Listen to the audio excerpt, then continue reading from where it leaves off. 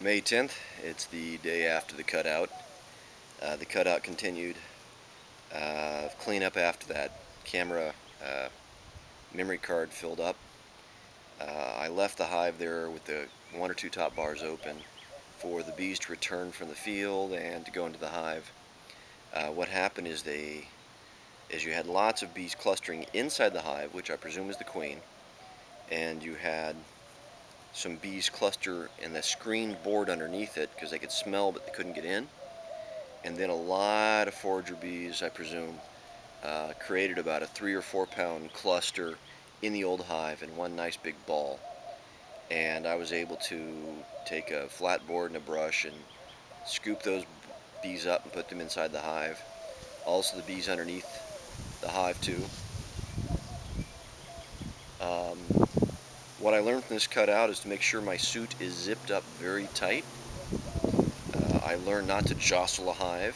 I learned I shouldn't really do a cutout in wind, a day after a bad storm, and the day of another bad storm brewing in.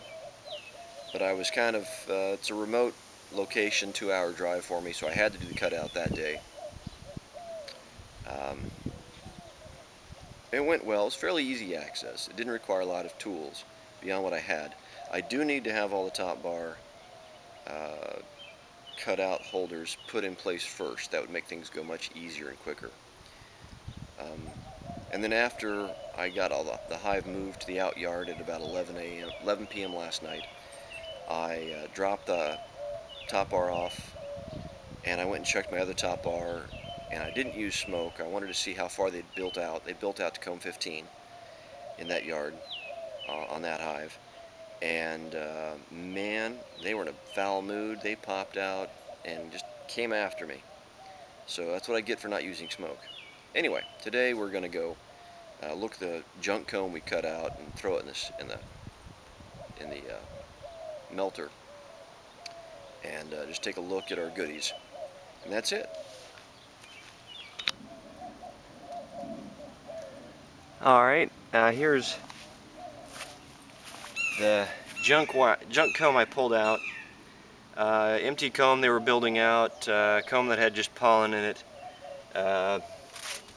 comb that they had some drone comb in here I pulled out, just bits of stuff I cleaned up after I'd pulled the whole hive out. I'm a big believer in salvaging all the wax I can. That's one of the more valuable than the actual honey per pound. And I like to use beeswax in a lot of stuff around the house. Varnishes, wood protectant, creams, that kind of stuff. So this is just the junk comb. There's one more comb I got that was almost all pollen. I'm saving that. I'm going to try to pull the pollen out of that. I'm going to throw this the lid on the solar wax melter and get this thing cooking. You can see that I don't have my real plate yet. I'm a believer in making a lot of bee equipment out of salvage stuff, and I haven't found a good plate of steel to put in here, so I'm just using aluminum foil. And I've got some temperature control. I know how hot it gets in here, blah blah blah. Anyway, I'll take another shot when this stuff starts to melt. I always get a kick out of watching the honeycomb, the comb melt. As you can see, it's melting and slowly running down and dripping into the catch basin. The combs placed at the top tend to melt first because inside this container hot air rises. The very hottest part is generally at the top. And you can see if you look closely, most of this comb is large cell. So this was definitely the honey storage comb. What was going to be the honey storage comb that was empty whenever I happened to intercept. I did notice that honey flow has begun, the large honey flow has begun in this area. So they were getting ready for a good harvest. Let me zoom in and show you the other side. And here you'll see it dripping off. Don't know if you can see it, but you should. Drip, drip, drip, drip. I expect to probably get about 250 to, yeah, about 100 grams, 250 grams, about a quarter pound of wax. If I'm lucky, maybe half, but I doubt. Anyway, another 20 minutes. The temperature says 130 degrees, so I expect this to be done in about an hour. Just more meltdown. I do enjoy watching this stuff melt out. I can see the little hexagonal rods from the pollen that I threw in there. Pollen comb probably should be soaked in water first and let some of the pollen float up, because pollen will absorb some of the wax. You get less out of it that way. In fact, it's recommended you soak your combs before you melt them anyway, but I'm not one to read the books. We are getting a steady drip, drip, drip.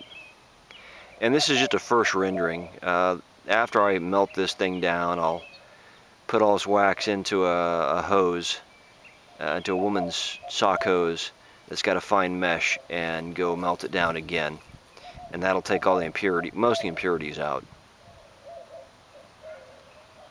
Yep, yeah, we're getting a good meltdown.